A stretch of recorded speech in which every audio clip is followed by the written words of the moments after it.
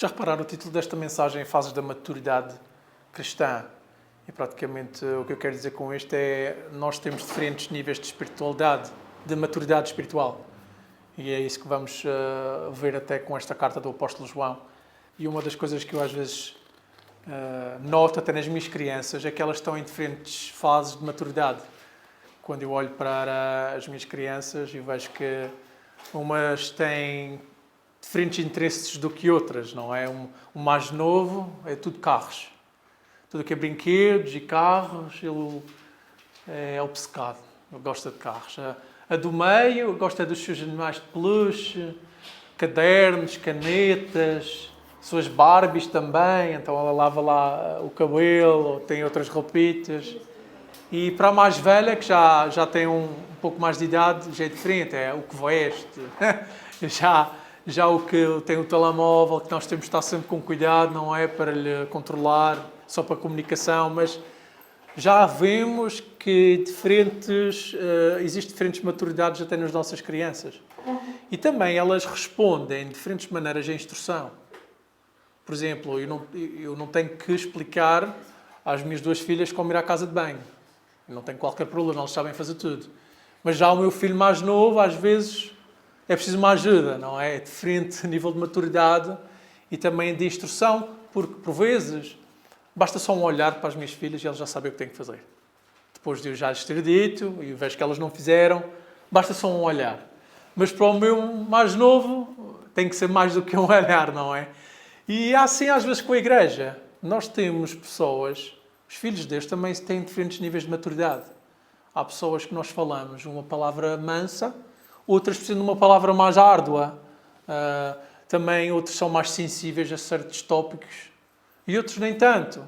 Há coisas que são mais importantes para uma pessoa, mas a outra pode nem achar tão importante.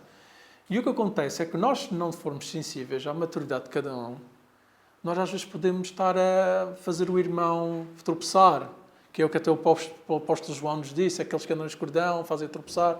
O realmente que anda na luz não tem qualquer motivação de tropeço, não dá, causa obstáculos.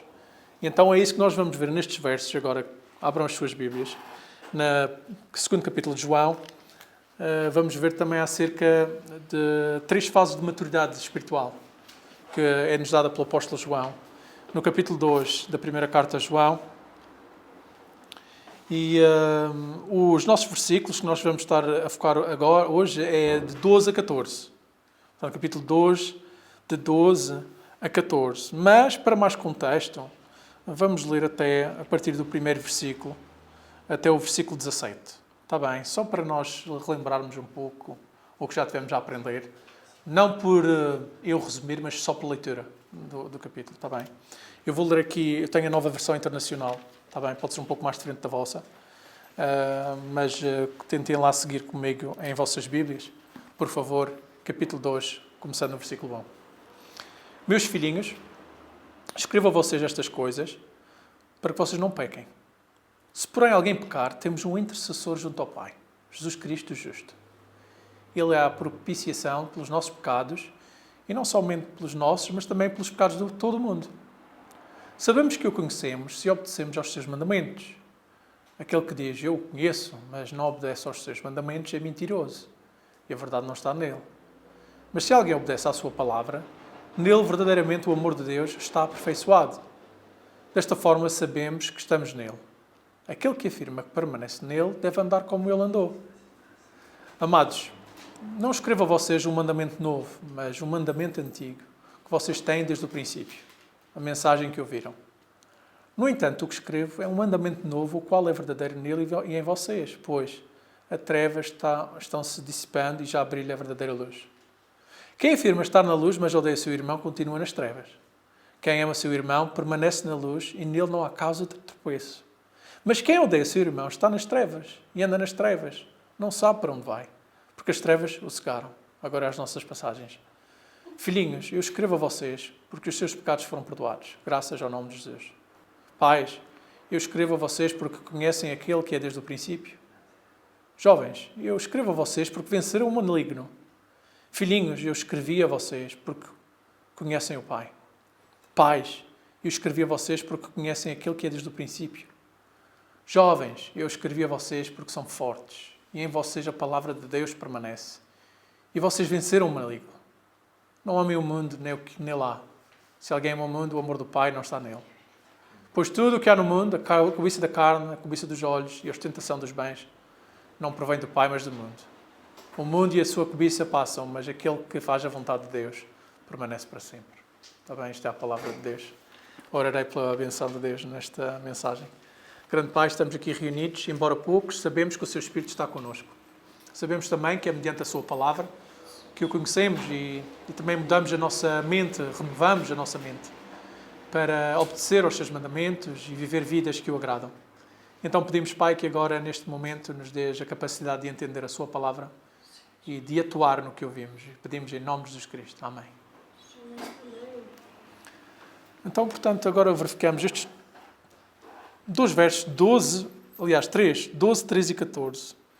Vamos verificar, descobrir 3 fases de maturidade espiritual. 3 fases de maturidade cristã, que nos é dita pelo apóstolo João. E, para resumir, é a fase infantil, dos filhinhos, não é? As crianças. A fase juvenil, dos jovens, que ele está ali a falar. E a fase paterna, dos pais. Isto é para nos dar a ideia que existe diferentes níveis, diferentes fases de maturidade espiritual. Não está a falar com filhos biológicos ou os seus pais, ou, compreendem? E o meu propósito para este ensinamento é duplo. Tem dois propósitos. Nós temos de estar conscientes da nossa própria maturidade.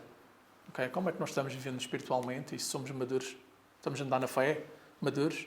E também, em segundo lugar, quero que esta noção da maturidade nos leve a cultivar empatia uns com os outros.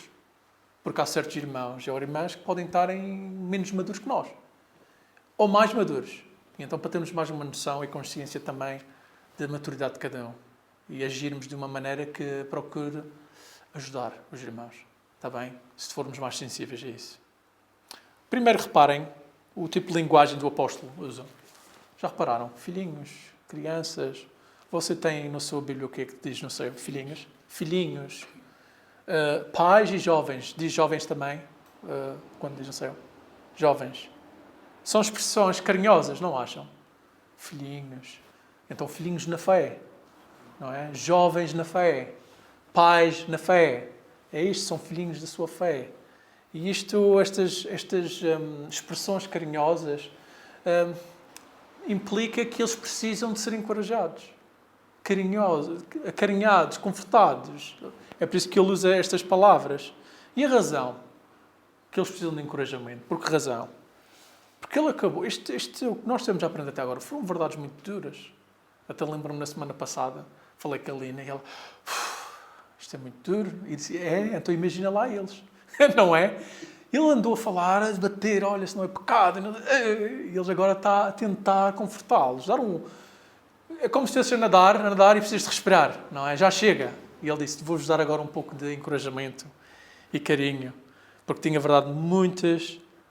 dito muitas verdades duras. Porquê? Porque as acusações que o apóstolo João estava a fazer eram principalmente dirigidas àqueles falsos profetas que abandonaram a igreja, que nós aprendemos, lembram-se? Mas também havia alguns na própria comunhão entre eles que seguiram os seus ensinamentos destes falsos profetas e se calhar estavam a ver e se comportar também como eles, embora agora ficaram na igreja. Então tem que também alertar a eles. Se eles estão a pensar em ser como aqueles falsos profetas que saíram, tenham cuidado, porque vocês estão na escuridão. E se nós repararmos, até vamos resumir algumas coisas que ele disse até agora, para nos dar um pouco de peso, por que razão ele tinha que os dirigir como filhinhos, jovens e pais. Olhem, por exemplo, no versículo 6, estas acusações que ele fez. Versículo 6. Se afirmarmos que temos comunhão com ele, mas andamos nas trevas, mentimos e não praticamos a verdade. Andreia, 10. Se afirmamos que não temos cometido pecado, fazemos de Deus um mentiroso e a sua palavra não está em nós. Pois o capítulo 2, versículo 1. Meus filhinhos, escrevo-vos estas coisas para que vocês não pequem. Jason, versículo 3. Capítulo 2, versículo 3. Sabemos que o conhecemos se obedecemos aos seus mandamentos. Eu vou reler. Se afirmarmos que estamos sem pecado, enganamos a nós mesmos e a verdade não está em nós. Foi o que ele estava já a dizer, não é? Então, capítulo 2, sim. Sabemos que o conhecemos se obedecemos os seus mandamentos. 4. João, podes ler. 2:4. 2:4. Diz assim: aquele que diz, eu o conheço, e não guarda os seus mandamentos, é mentiroso, e nele não está a verdade. Eu repito só mesmo para a gravação. Aquele que diz eu o conheço, mas não obedece aos seus mandamentos, é mentiroso. E a verdade não está nele. 3, versículo 6 do capítulo 2. Aquele que diz que não permanece nele, esse deve também andar assim como ele andou. Então, aquele que afirma que permanece nele, deve andar como ele andou. E versículo 9. Quem afirma estar na luz, mas odeia o seu irmão, continua nas trevas. E agora este versículo 11, antes da nossa passagem de hoje, antes do texto, diz: quem odeia o seu irmão está nas trevas. E anda nas trevas. Não sabe para onde vai porque as trevas o cegaram.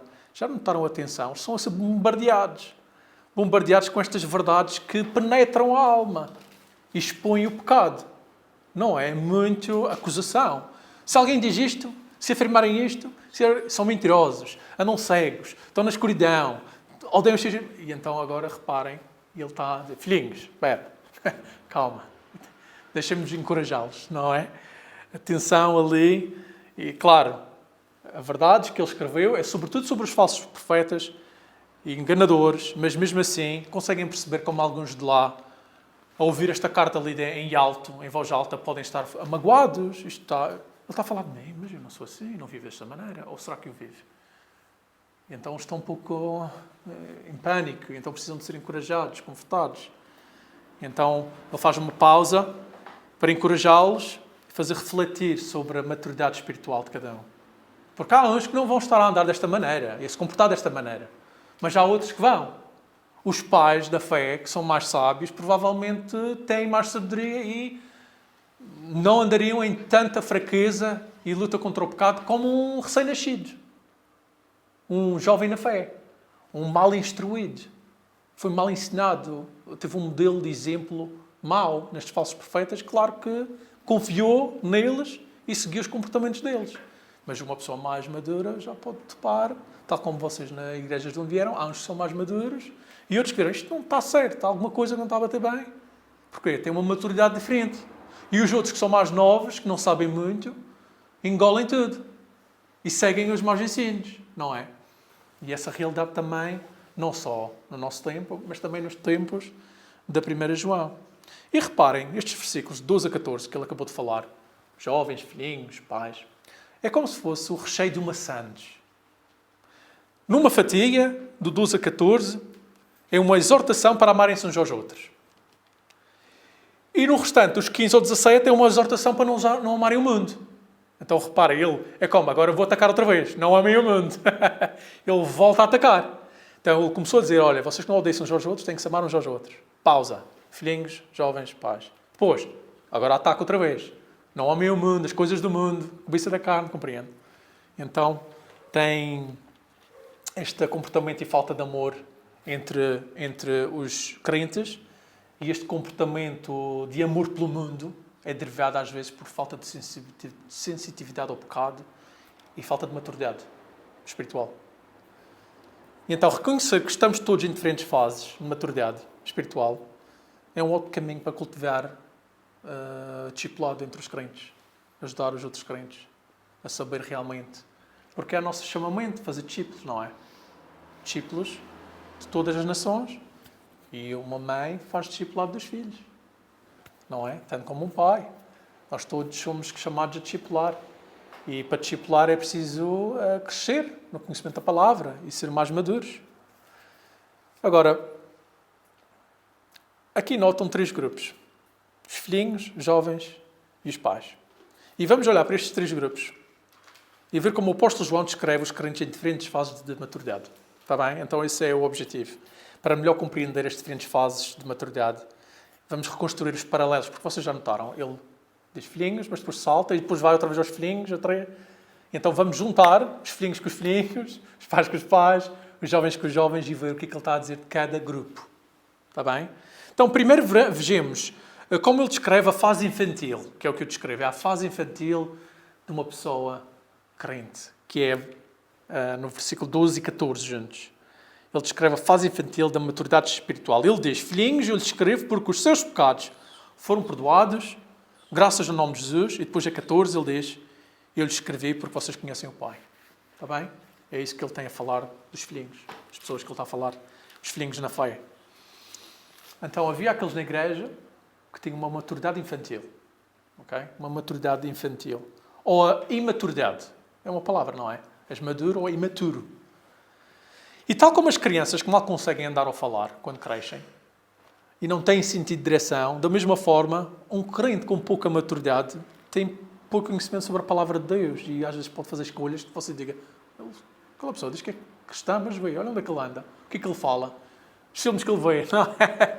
Porque falta maturidade, não é? E muitas vezes nós dizemos: não faças isso que é errado, mas não somos um exemplo, não conseguimos instruí-lo, tentar ensinar, que é mais difícil, não é? Envolver-se com a pessoa para ensinar o que é certo e errado, meditar na palavra, é mais difícil do que dizer: olha, isso é pecado, para de fazer. Não é? Então, estes filhinhos na fé eram mais sensíveis ao pecado, eram mais inclinados a tropeçar. Também eram mais inclinados a se desanimar facilmente. Porque nós conhecemos pessoas que são recém-nascidas e elas estão distantes porque faltam maturidade. Compreendem? Falta maturidade. Só com o conhecimento da palavra que você depois vem saber quais são aqueles mandamentos que João tem estado a falar para obedecer, para mostrar que amamos Jesus. Não é? E uma das coisas é isto, estarmos aqui juntos. Não é? Sabemos que é um mandamento, estar juntos. Mas uma pessoa menos madura pode pensar: mas é só uma opção. Não, um mandamento. Mas mostra que é imaturo. Não é? Mas imagina estes crentes imaturos, estando ouvindo os ensinamentos destas pessoas que eram mentirosas. Lembram-se que ele disse: mentirosos, cegos, a verdade não está neles. Isto eram as pessoas que estavam a influenciar as vidas deles. Está bem? Estes cegos, mentirosos. E se calhar já viram tipo pessoas a ensinar em suas igrejas. Realmente eles nem são crentes. São cegos, mentirosos. Andam no escuro. Não é? Tal como, não vamos dizer nomes, que isto está a ter gravado, mas o Big Boss, o patrão de onde nós sabemos dessas igrejas, anda no escuro. E a verdade, se calhar, não está nele. Então, imagina, pessoas assim eram cegos. Então, é como? Como é que um cego pode encaminhar? É o cego a encaminhar para a luz? Não funciona. O cego não pode caminhar, não pode ser um exemplo. Não pode vos dar direções. Não pode, não consegue ver. E é daí é que vem. Por vezes a imaturidade começa com isso. A pessoa é cega. Tem a ironia também que estes cegos a quererem tentar ensinar a luz, clamando serem sábios, são tolos, não é? E sabem, os cristãos mais novos da fé são sempre os mais fáceis de serem influenciados e manipulados. Não é? As pessoas que realmente estão com fome, às vezes tu vês um pouco de semente de curiosidade e são mais fáceis de ser manipuladas. Não é? As criancinhas na fé que são manipuladas e abusadas emocionalmente, espiritualmente. Normalmente são essas as que normalmente são mais fáceis de ser manipuladas e abusadas. Especialmente se elas não conseguem discernir se esta pessoa é verdadeira ou falsa. Não é? E os ensinamentos de tais. Os falsos mestres já enganaram muitos, influenciaram muitos. E lembram-se o que o apóstolo Paulo disse em Efésios 4,14. Ele escreveu: não sejamos mais como crianças, falando de nós, levados por um lado para o outro pelas ondas, nem jogados para cá, para lá, por todo o vento de doutrina, e pela astúcia e esperteza de homens que induzem ao erro. Isto era a realidade no tempo de João, e ele diz que um dia virá esta realidade também, mais e mais. Mas ele diz para nós não sermos como aquela fase infantil, para sermos mais astutos, sensíveis a estes tipos de pessoas que induzem um erro. Ok? Porque agora o apóstolo João quer-lhes dizer que, embora eles sejam imaturos, o pouco que eles sabem lhes dá certeza que são salvos. Esquece o que eles estão a dizer. Ele está a dizer: o pouco que tu sabes é o suficiente para saber que és filho de Deus. Esquece este gajo. Ele diz assim. O que é que ele diz? Ele diz no versículo 12: vocês sabem que foram perdoados graças ao nome de Jesus. É o básico de uma pessoa crente. É, eu sei que estou perdoado. Não é? Eu sei que fui salvo. Graças ao nome de Jesus. É praticamente uma das coisas mais básicas que um crente tem que acreditar. É que Jesus é o sacrifício para o perdão dos teus pecados. É o mais básico, não é? Uma pessoa que não acredita nisso não é cristão. Não é? Este é o ponto inicial. Saber que nós precisamos de ser salvos e que temos um Salvador. E que somos pecadores, que merecemos o inferno, mas agora nos fomos resgatados. Não é? Então, estas crianças na fé têm um conhecimento básico como filhos de Deus. E é importante esta frase, graças ao nome de Jesus. Graças ao nome de Jesus. O que é que acham? Se vocês fossem a perguntar, isto agora é para nós falarmos um pouco também. Se nós fôssemos a perguntar, pessoas que vocês se calhar sabem que não são crentes, mas que pensam ser crentes. Então pensem agora nessas pessoas. Se nós fôssemos a perguntar porquê é que elas pensam que são cristãs, quando a verdade não são, o que é que elas diriam? Quais são as razões que elas nos diriam? Têm alguma ideia? Pessoas que se calhar pensam que são crentes e elas dizem, porque? Deem-me razões. Mas vocês sabem que elas não são crentes. Por que razões eles diriam? Estão convencidos. Porquê? O que é que lhes convence que são crentes? Quase talvez uma simples bênção que receberam, Ok. pensam que é o suficiente para ser crente. Então receberam uma bênção. Pensam já isso. Olha, já sou crente. Pois. Mas que outras ideias, porquê que as pessoas pensam ser crentes? Porque, tal como eu disse e tenho vindo a dizer, 80% das pessoas que você vai perguntar se acreditam em Deus vão dizer que sim. Sou católico.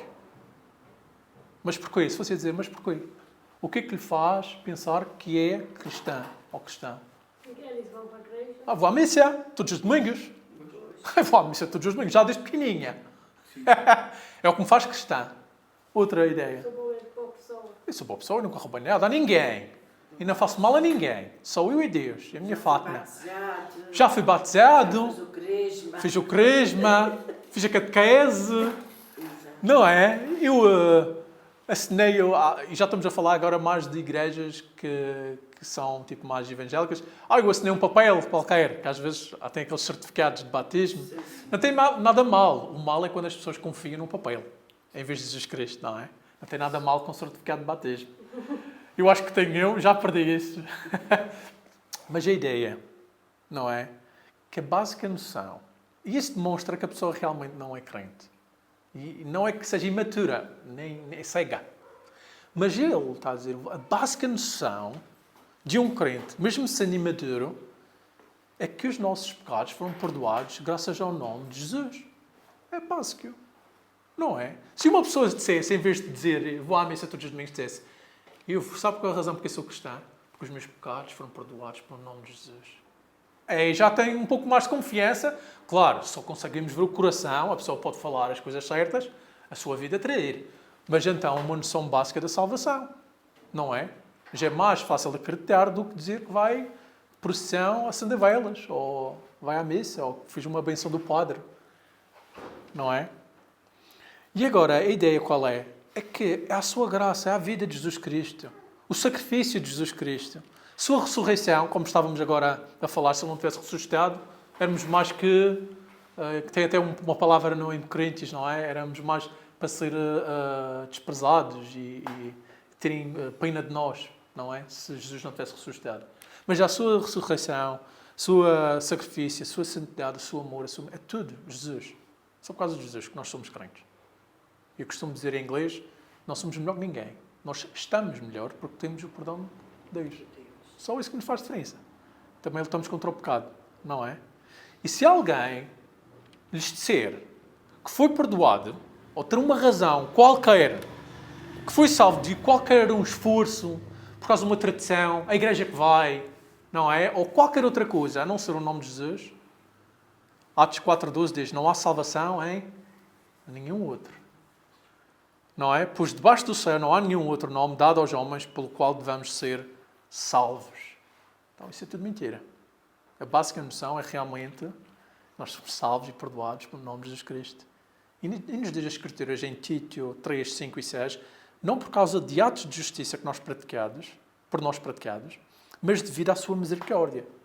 Ele nos salvou pelo lavar regenerador e renovador do Espírito Santo, que Ele derramou sobre nós generosamente por meio de Jesus Cristo, o nosso Salvador. Isto é uma obra triuna do Pai, Filho e o Espírito Santo. Compreendam?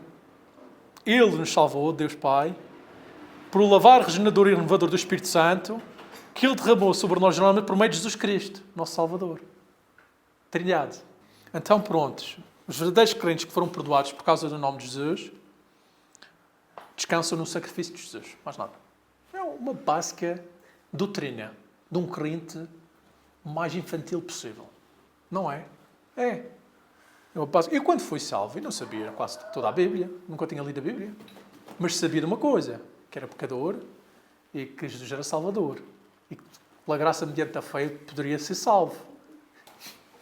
Se me fosse a perguntar quem era Noé, nem sabia. Ou Jonas, não fazia a mínima ideia. Mas uma coisa que sabia, os meus pecados foram perdoados na cruz, por causa do nome de Jesus. E um detalhe só agora. No versículo 14, quando ele diz filhinhos, outra vez, ele volta a repetir, não é? Filhinhos eu lhes escrevi porque vocês conhecem o Pai. Sabem, a palavra filhinhos ali no grego é diferente. Ele usa uma palavra diferente que é mais semelhante a crianças. Portanto, ele está a dizer filhinhos, ele depois diz crianças. E qual é a ideia? No 12 é uma ênfase na relação que temos com alguém. Ok? Como uma criança tem dos pais. Na sua relação. Você tem um filho, é seu filho na fé, por exemplo. Na 14 é uma ênfase na imaturidade de uma criança e necessidade de instrução. No português não nos é dito, mas no grego tem diferentes palavras para nos revelarem diferentes sabores, diferentes verdades. Nós não temos essa color arco-íris, por assim dizer, de cores na palavra. E eles têm. Então, essa ideia por trás da ideia de filhinhos é que alguém precisa de instrução. Ok? Imaduro. Ok? Dá-nos uma melhor imagem de uma fé infantil. Mas refletindo um pouco mais sobre esta palavra, também temos que pensar numa coisa. Lá porque uma pessoa tem muitos anos de idade e deixa já ser crente por muito tempo, não quer dizer que seja madura.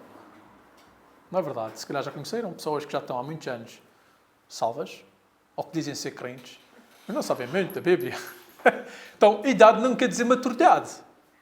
Temos que fazer uma distinção. Uma pessoa pode ser crente verdadeiramente, mas estar mal nutrida, compreendem a noção? Não alimentam-se bem, então têm fome, estão espiritualmente esfomeadas, foram mal ensinadas, não alimentaram-se por si próprias, então são velhas, com muita idade, muito tempo na igreja, mas não têm qualquer maturidade espiritual. Não é? Nós temos alguns exemplos nas Escrituras. Por exemplo, em 1 Coríntios, capítulo 3, versículo 1 e 3, nos diz assim: irmãos, não lhes pude falar como espirituais. Isto é o Paulo a falar com a igreja. Ele diz: irmãos, não lhes pude falar como espirituais, mas como carnais, como crianças em Cristo. Eu dei-lhes leite e não alimento sólido, pois vocês não estavam em condições de recebê-lo. De facto, vocês ainda não estão em condições porque ainda são carnais. Mas, portanto, tem estes cristãos que estão a ser carnais. Ele diz: vocês ainda são bebés na fé. Eu ainda tenho que vos dar leitinho da palavra. Não estão prontos para sólidos, para carne. Vocês nem sequer têm dentes. Têm que ser ensinados a comer, a pegar no garfo e não faz. Então, quer dizer que há pessoas, mesmo na igreja, que podem ser mais velhas, mas realmente são imaturos espiritualmente. E tem outro... Vocês até podem abrir, João. Hebreus 5. Hebreus 5, 12 e 14. Mais um exemplo. Mais um exemplo de pessoas que já são velhas, mas que não têm maturidade na fé. Hebreus 5, versículo 12 a 14. Podes ler, João. Hebreus 5, de 12 a 14. Isto é, crentes que já são por muito tempo, mas não conhecem a palavra de Deus como deveriam.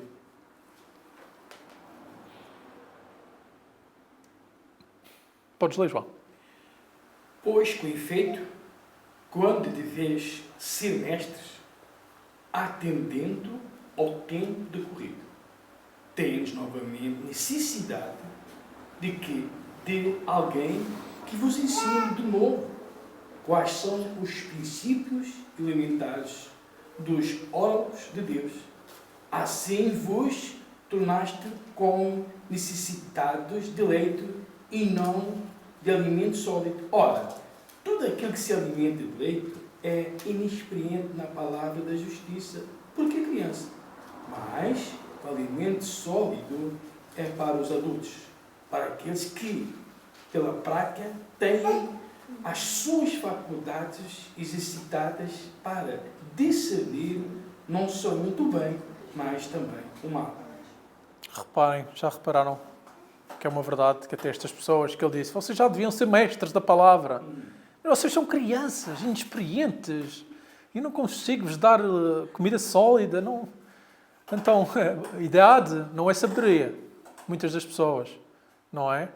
E os pontos que eu tenho a fazer com isto é que o interesse pela doutrina, pelos ensinamentos, pelo estudo, isto, reflete a nossa maturidade. Porque se a pessoa tiver é muito difícil para mim, não quero. Quer coisas mais simples, então eu quero leite. Não é? E ele está a dizer, vocês estão numa fase que já deviam ser mestre, mas vocês são realmente crianças. Então, sejam eles novos crentes ou velhos crentes, João queria confortar estes filhinhos na fé. Estes crentes imaturos, porque o perdão dos pecados através do Senhor Jesus lhes trouxe a vida eterna. Ao conhecimento do Pai, através de Jesus, seu Filho. Esta é a fase infantil, ok? Da maturidade cristã. Fase infantil. Por isso, quando lidamos com os nossos irmãos e irmãs, sejamos muito sensíveis, independentemente da idade. Compreendem? Independentemente da idade. Uma pessoa velha, tanto nova, pode ser infantil na sua maturidade espiritual. Está bem? Temos que ter cuidado e mais sensíveis uns com os outros, tal como eles também lá tinham que ser. Está bem? Mas agora, a segunda fase de maturidade cristã é a fase juvenil, que ele fala no 13 e 14. Jovens, e lhes escrevo porque venceram o maligno. Depois ele nos diz outra vez no 14, na segunda parte do 14. Jovens, e lhes escrevi porque vocês são fortes e em vocês a palavra de Deus permanece e vocês venceram o maligno. O apóstolo João se repete com mais detalhes no segundo verso, já repararam? No primeiro ele só diz, venceram o maligno, não é? E no segundo, ele diz, são fortes, a palavra de Deus permanece em vocês e venceram o maligno. Não é? Vocês, já viram os três aspectos, são fortes, a palavra de Deus está em vós, não é? E venceram o maligno. São três características de uma pessoa que é jovem, madura, não é? É uma maturidade jovem. Não é aquela paterna que vamos chegar depois, que é uma pessoa que já com muito conselho bíblico, muito experiência e maturidade, mas é uma pessoa que está entre a infantil e o paterno. É uma pessoa que já tem capacidade de vencer o maligno. Tem a palavra dentro dele e são fortes na fé. Não é? Tem um pastor americano, Ligon Duncan, que nos diz, João está falando para crentes em crescimento, mas ainda jovens. E é assim que ele os caracteriza. Vocês venceram o maligno. Em outras palavras, eles experimentaram uma ruptura, uma quebra definitiva da escravidão de Satanás. Compreendem? Colocando na linguagem de Paulo em Efésios 2, eles estavam mortos em pecado, mas agora estão vivos para Cristo. Colocando na linguagem de Paulo outra vez em Romanos 6, eles estavam presos ao pecado, mas agora não estão mais sob o domínio do pecado. Então, eles não só foram perdoados, têm o conhecimento tal como os filhos, nós sabemos que estão perdoados, não só isso, mas eles agora têm o poder do pecado quebrado em suas vidas, têm mais vitória no pecado. São pessoas que já não são... Tem pessoas que são mais imaturas, que fazem escolhas que são pecaminosas, que não lhes preocupa. Pois já tem um patamar que é aquelas que já se começam a preocupar e sabem que estas escolhas não devem ser feitas, compreendem? Já têm um poder sobre o pecado maligno. Já sabem das astúcias. Os outros nem sequer sabem que isto é as cilhadas do diabo. Fazem a mínima ideia, não é? Os jovens, já mais maduros, já começam a ver as coisas com umas lentes diferentes. Os ataques, quando vêm, isto é uma batalha espiritual. Já tem umas lentes e uma maturidade mais diferente. Compreende? Então, quando nós compreendemos isto, que quando pecamos, ou quando alguém peca contra nós, faz parte de uma batalha espiritual, já nos diz que somos um pouco mais maduros. Se nós temos esta percepção, tal como estes jovens. Compreendem? João, dirigindo-nos a estes jovens na fé, com estas palavras, dá-nos razão para acreditar que eles sabiam que eles estavam enfrentando um ataque do maligno. Que eles disseram, vocês venceram o maligno, não é o que ele diz? Venceram o maligno. Sabem ainda a batalha que nos diz espiritual em Efésios? Não sabem? Já ouviram falar da batalha espiritual? Que não lutamos contra a carne, nem... Sabes? Vamos lá, Efésios, capítulo 6. É onde está descrito esta batalha. Ok? Batalha, Efésios capítulo 6, versículo 10 a 13. Efésios 6, capítulo 10 a 13. Então, temos de ter noção que estamos numa batalha espiritual. E reparem no que os ataques que nos são dados pelo diabo, não é? Efésios 6, de 10 a 13. Está lá, Teresa. Quando estiver lá, diga. Está à vontade. Efésios 6, de 10 a 13. A letrinha pequena aí. Quero a minha Bíblia maior, as letras. 6, queres ler aqui? Efésios 6, você diz? Sim, Efésios 6, mas de versículo 10 a 13. 10. A 13. E leia bem alto, que é para nós ouvirmos. E depois leio outra vez para o microfone. Mas... Quanto ao mais, sede fortalecidos no Senhor e na força do seu poder, revesti-vos de toda a armadura de Deus, para poder ficar firmes contra as ciladas do diabo. Porque a nossa luta não é contra a carne, e o sangue, não é contra a carne, o sangue e a carne, e sim contra os principados e potestades, contra os dominadores deste mundo tenebroso, contra as forças espirituais do mal, nas regiões celestes. O teu 14. 13. Porém, tomai toda a armadura de Deus, para que possais resistir no dia mau, e depois terdes vencido tudo, permanecer inabaláveis. Então, já repararam as ideias que nós temos no que acabamos de ler da 1 de João? Eu até vou ler para a gravação. Fortaleçam-se no Senhor e no seu forte poder. Vistam toda a armadura de Deus para poderem ficar firmes contra as cilhadas do diabo.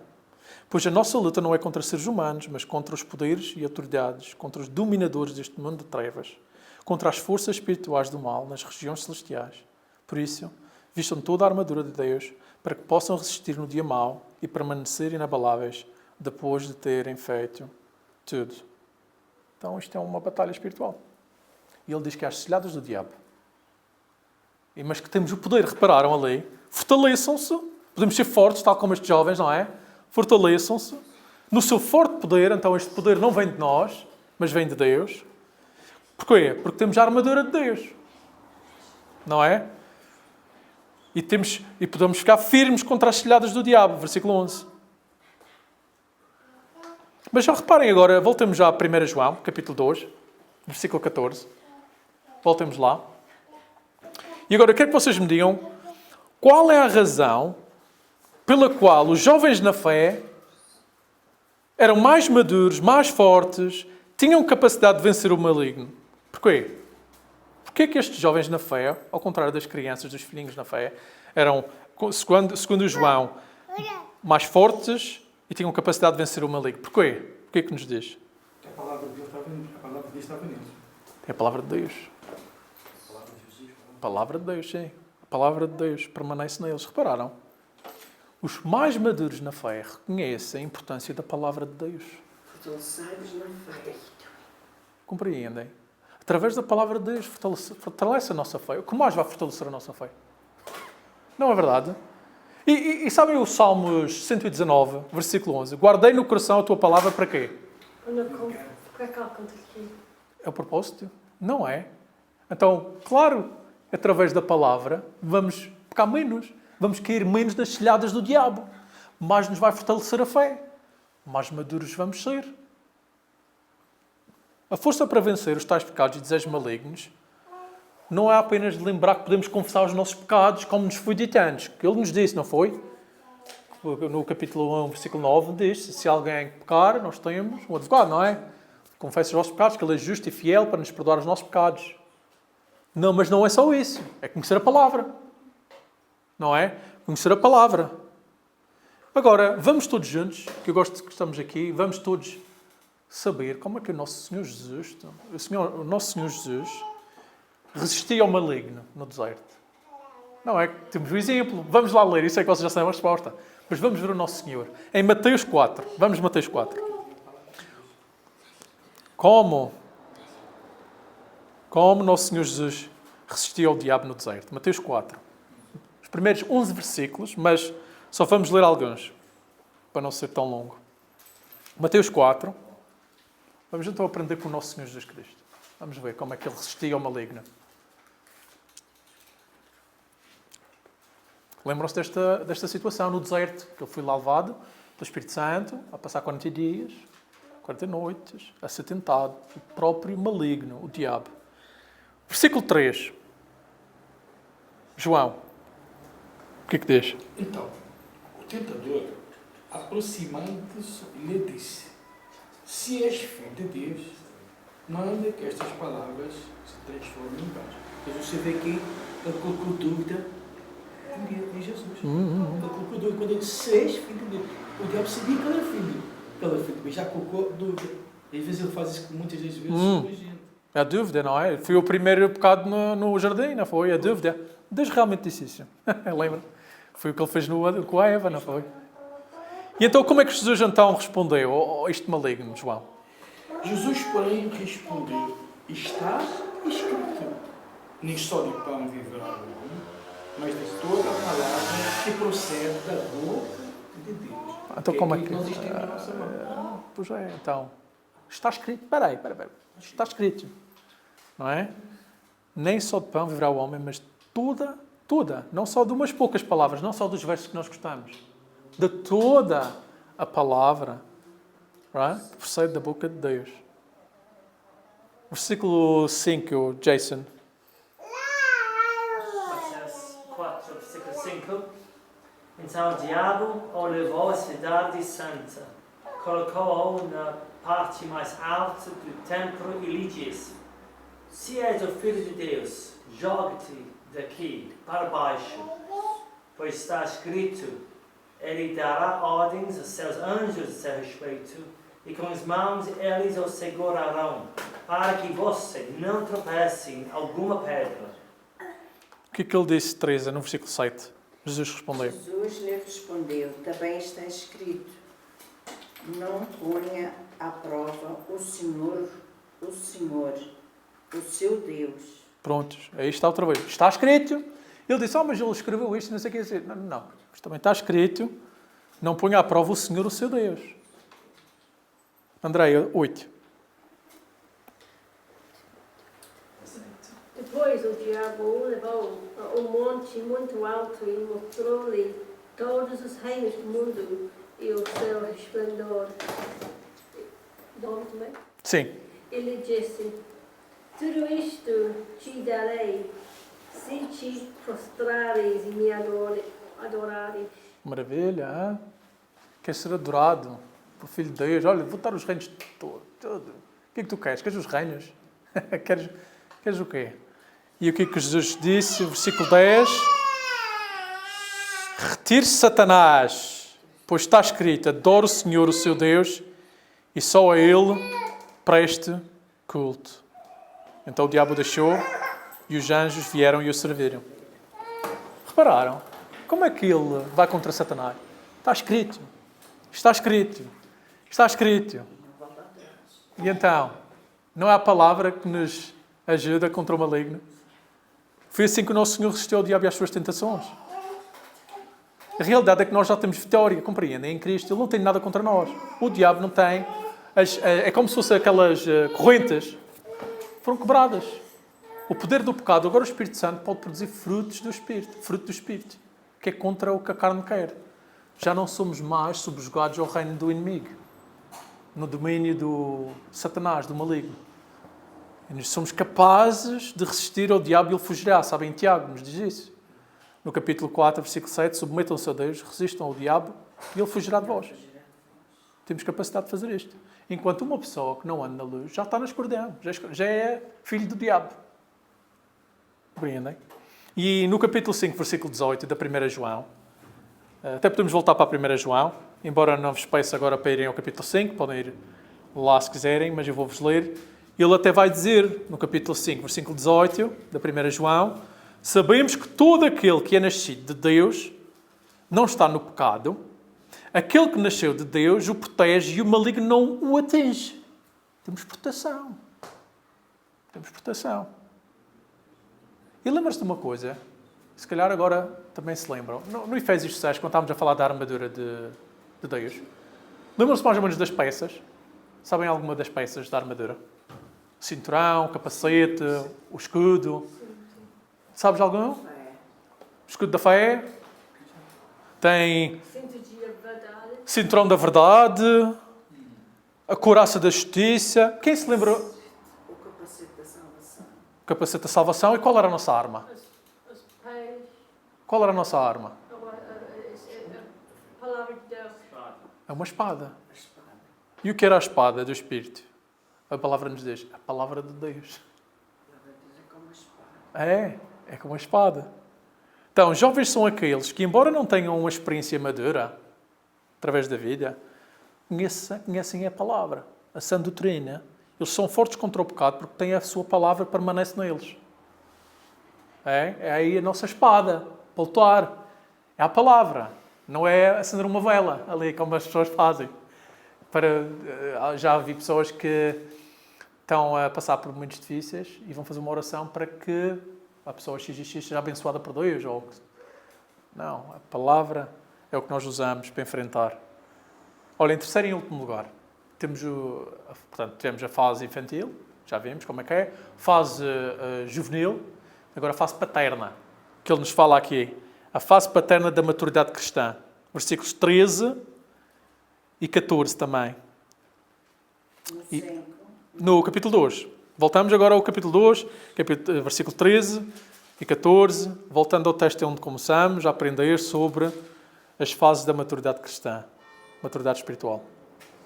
Pais, ele está a falar dos pais. Pais, eu lhes escrevo porque vocês conhecem aquele que é desde o princípio. E ele depois repete-se.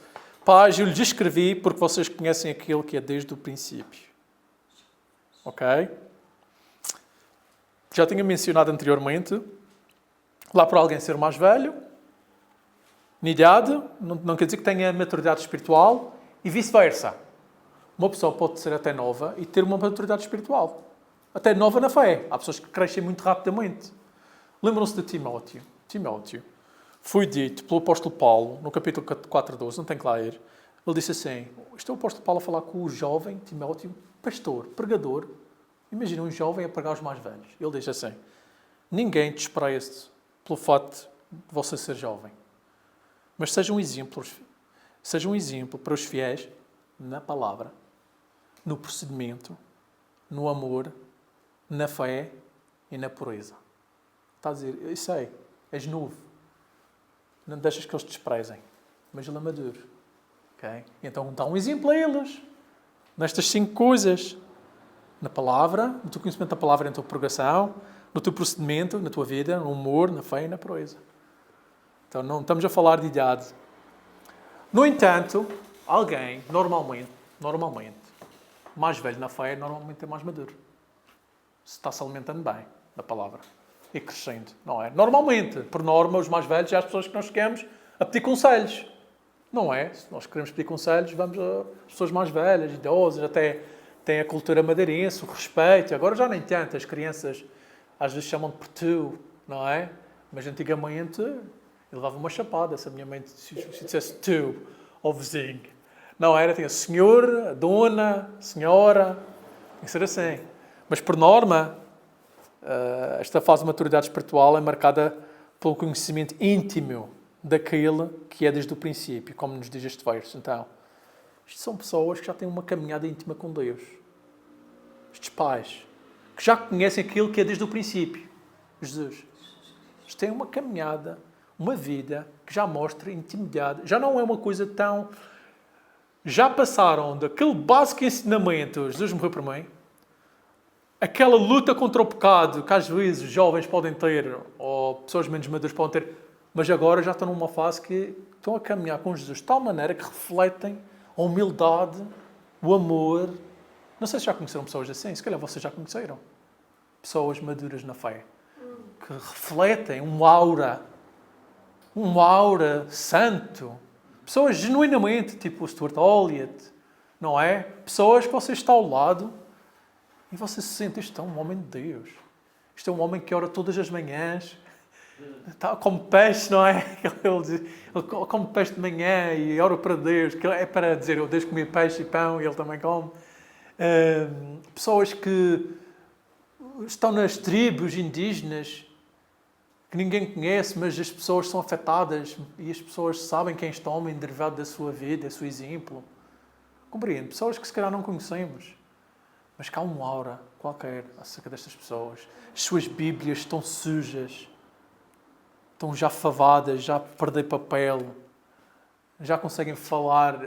Tem uma expressão, não sei quem era, o Spurgeon, que dizia, se tu prick someone, they bleed babbling, right? Tem uma expressão de um senhor puritano, era o Spurgeon. Não sei, alguém disse, há certas pessoas que se fosse a espetar assim um alfinete, eles sangravam Bíblia. Compreende? A Bíblia corre nas veias. A palavra de Deus, o amor de Deus. Isto são pessoas maduras. É, dentro e vê-se fora nas suas ações, nos seus frutos. Isto são pessoas maduras na fé. Porquê? Já conhecem experiencialmente, como talvez ninguém conhece a sua melhor do que o São João. Porquê? Experiencialmente. É todo o dia. Compreende? É uma experiência, uma caminhada diferente do que um jovem ou uma criança. A criança não conhece a Teresa tão bem quanto o Senhor. Porquê? Porque o Senhor experiencia este casamento desde o princípio e conhece a Teresa melhor do que os seus filhos. E é a mesma coisa com Deus. A caminhada e a relação é desenvolvida à medida que o conhecemos mais. Não é? E é importante conhecer-o intimamente o Senhor que o salvou, que é o objetivo da nossa vida eterna. Em João 17, ele nos diz, de acordo com Jesus, esta é a vida eterna, que te conheçam o único Deus verdadeiro e a Jesus Cristo a quem enviaste. Este é o propósito da nossa vida. Conhecer Jesus Cristo. Ok? E ser como Ele. Ok? John MacArthur. Eu costumo traduzir nomes ingleses, mas não, supostamente não temos que fazer isso. John MacArthur, um senhor que faleceu recentemente, um pastor americano, ele disse isto acerca destes versos sobre os pais.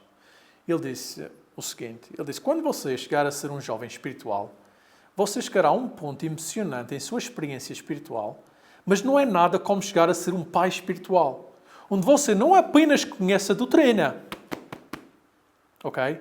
Você conhece o Deus que está por trás dela. Não é apenas que você entende a carta que Deus lhes deu, mas você entende o coração do Deus que escreveu a carta. Compreende a diferença? Há uma profundidade nisso que não pode ser explicada. É experienciada. Experimentar uma experiência. Acabo de citar. Foi aí que ele parou. Então, é esta a ideia. Okay? Uma pessoa que já é tão madura, não só conhece a palavra, mas o seu comportamento já nos dá a marca da sua fé. Maturidade na fé. São estes pais paternos na fé. Mas então, também precisamos de valorizar os que são menos maduros na fé, não é? Os que precisam de ajuda a crescer na fé. Pois existem 3 fases.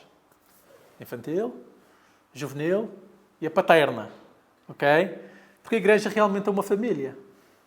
É uma família e vamos ver pessoas a serem mais imaduras que outras. E eu vou concluir a nossa mensagem à luz de Tito, capítulo 2, versículo 1 e 8. Que podem lá ler, eu vou ler.